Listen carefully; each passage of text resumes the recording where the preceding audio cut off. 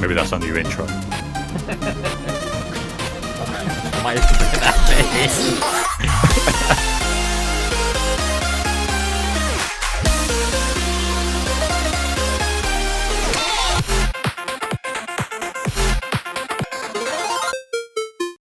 Hello, we're back with another Play or Pass, where we jump into some co-op and multiplayer games and give you our thoughts on whether or not they're worth picking up. If you want to join myself and Nex for more co-op and multiplayer content, feel free to hit the sub button below and sit back each week as we review and play through all sorts of different titles. Today we're covering Due Process, a first-person tactical online multiplayer shooter released as early access on the 3rd of November 2020. The heart of this game revolves around effective tactics. This means working effectively as a team, picking suitable equipment, planning your mission, communication, and composed execution. Hey, this is good.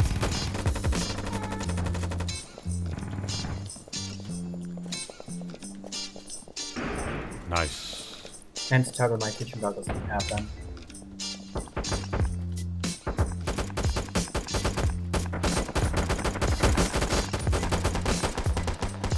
Got one. And a flashbang. The devs have made it clear that they've created a game where all of these things actually matter, and without them you'll find yourself losing to more organised opposition. Where are they? Oh, that's me. Sorry, man. Vote to reprimand. Yes. No. What happened? We won. Oh, I don't know what the reprimand was. I just didn't want to be. Oh, did you reprimand me? Yeah. In-game, you'll join one of two opposing teams, plan your mission, and decide your loadout. These two teams are the Argus Enforcers and the Defenders, both of which are described by the developers as having radically different playstyles and capabilities to create asymmetrical warfare. And to add some complexity and make sure you can't learn the encounters, entry points, and enemy locations, every map is procedurally generated, so each run will require slightly different tactics, communication, and teamwork, which serves to keep things fresher for longer. Tactical shooters have been few and far between in recent years, and some of the available options don't quite hit the mark. And we also know that early access is a risky thing these days, so we jumped in to let you know in 2021 if Due Process is a play or a pass. If anyone out there has played 0 Hour or been looking for a genuinely tactical FPS, developers Giant Evil Crab have seemingly put together a number of features popular to the genre, as well as innovating some of their very own. But can it shine where so many others have failed to do so? Graphically, you're stepping into a kind of retro pixelated visual style, which works well. You still get all the details and information you need, and it gives off a unique charm of its own. The audio is okay. It works to some degree, but I think it could be better.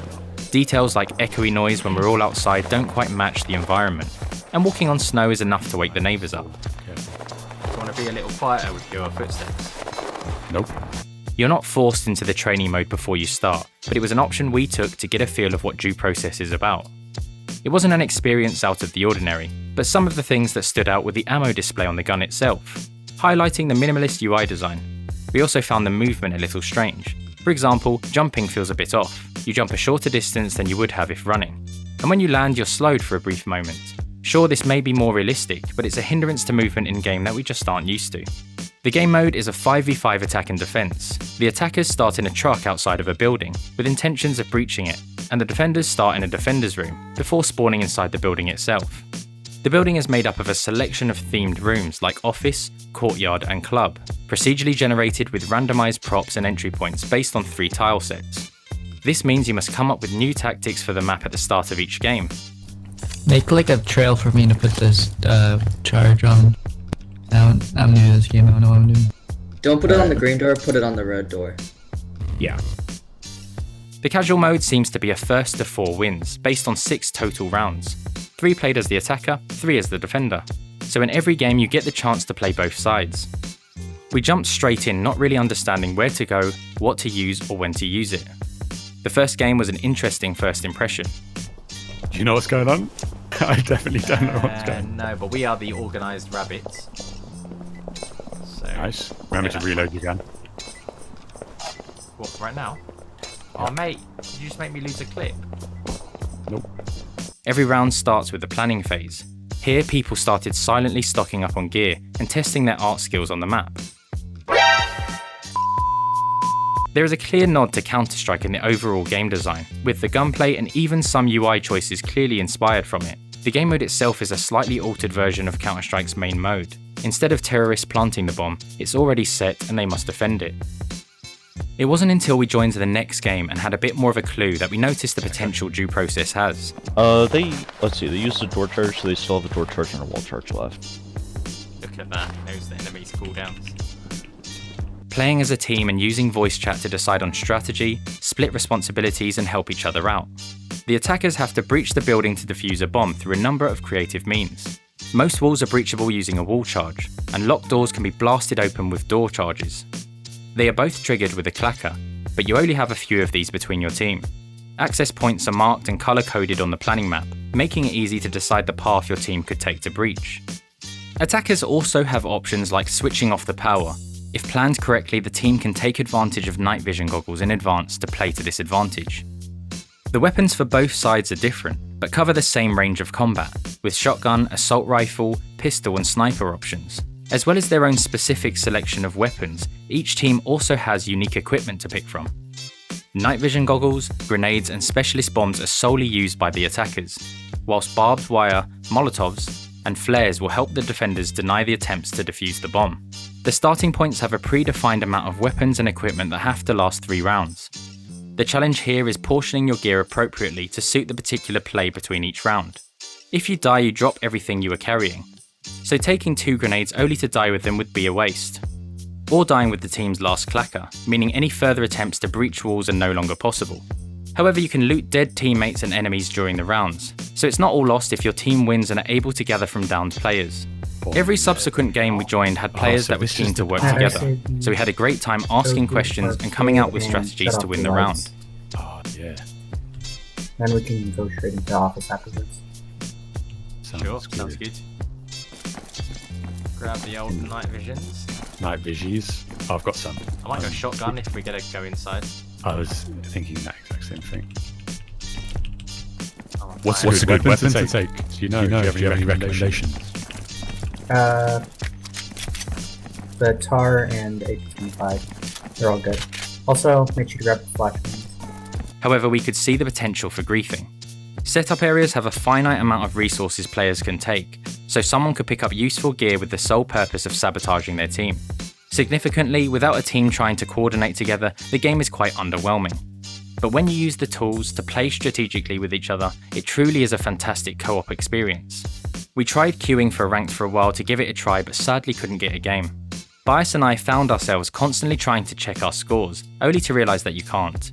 I think this lends to the team play element of the game, letting you focus on playing whatever role is required for the squad, instead of just taking the limited supply of best weapons and trying to rack up solo kills. It's just not that type of game. Who has clacker? Clack it. I have a clacker. Clack. Due Process is an example of an FPS strategy game that ticks the majority of boxes. Its arcadey style was possibly an acquired taste, but we became fans of it. Seeing the routes you plan allows you to execute your strategies more effectively. Can you see me drawing in front of you or anything? Yeah, man. You actually can? Yeah. Is it helping? No. Are you sure? Mate, I'm taking names here and you're scribbling. And working together with your team to this level is something that is lost in so many other seemingly team-oriented titles. I'm enjoying that. Due Process is one of those games which snuck up on us. It doesn't have the marketing of titles like Cyberpunk or the player base of games like Counter-Strike. But what it does have is a solid tactical core that makes it one of the best tactical shooters that we've jumped into for a while. Graphically, the 90s art style creates a fun and casual atmosphere, and it doesn't seem to take itself too seriously. However, once we dug a little bit deeper into the game's mechanics, it became clear to us that this casual 90s appearance houses a pretty high skill ceiling. You need to be aware of the sounds around you, the entry points on the map, the range of weapons, the corners, doors, rooms, and even which walls can be breached and which can't. Mix these details in with planning and the need for effective team communication under pressure, and what you get is a really fun tactical shooter. And because of the procedurally generated maps, every run needs to be considered differently. Despite the game's early access, it runs and plays like a fully completed game. And the devs are being really transparent with all of the things they plan to add to the game. Overall, we gave Due Process a 4 out of 5. And for us, it's a play. Let us know in the comments what you think of the game, or whether or not you agree with our review. We're the Bullet Sponges, and we'll see you in the next one.